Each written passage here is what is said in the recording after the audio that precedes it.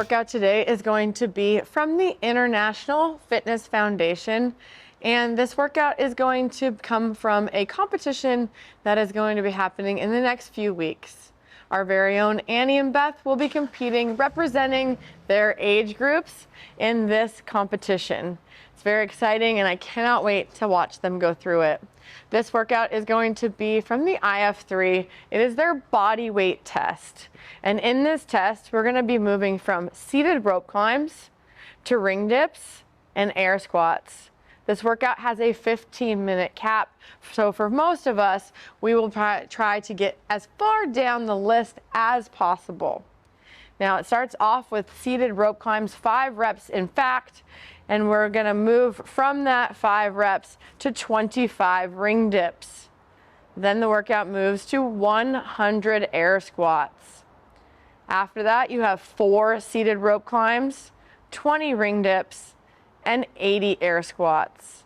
And you can see we're going to be moving on that list, down the list, moving from rope climb to dips to air squats until you finish the workout with 1 seated rope climb, 5 ring dips, and 20 air squats. Again, this workout has a 15-minute time cap. That's very Now let's discuss our rope climbs. The rope climbs today are going to be in the seated fashion.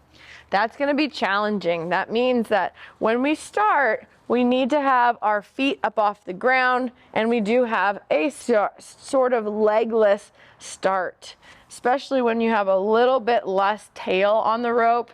If the rope's touching the ground, you do have an easier chance getting there. But the best way to do this is to get a few pulls up and then try to wrap your feet the best you can to start that rope climb. All right. Now, if that's something that's super challenging or we're just not there yet in our level of expertise, that's okay. We can go ahead and just start in a standing position. Today, there will be no jumping allowed on our rope climbs. So if that's the case, then you need to go ahead and scale further. All right. From here, we can go ahead and also start off with a laying position. So if we're going to scale today, it's going to be a little bit different, okay? So instead of working on a strict pull-up, something that we have already done this week, we're going to start from the bottom position. That's going to be all the way on our back.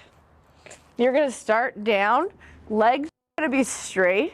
And as we come up, we're going to try to pull ourselves up using only our arms to that leg that gets up on that rope. Okay, so you can see my legs are underneath this rope and I've gone to standing.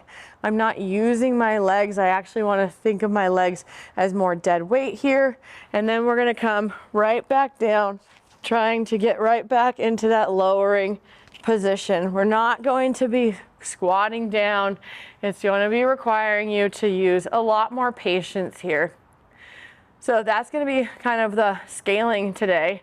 If you want to scale further and you are not here at CrossFit Training Yard, that means strict pull-ups are allowed. You can do some ring rows. You can play around with it. Just be cognizant of what you've done earlier in the week or the day before.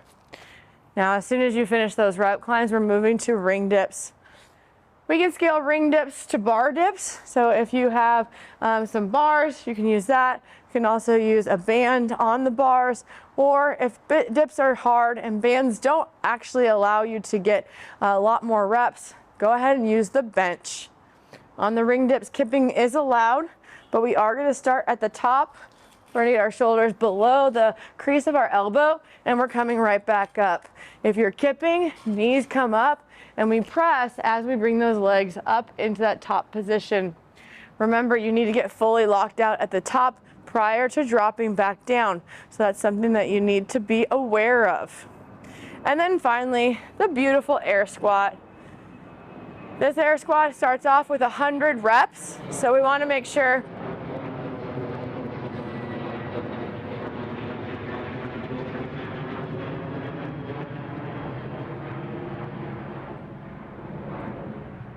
This workout has 100 air squats, so we want to make sure that we're being very safe in our position.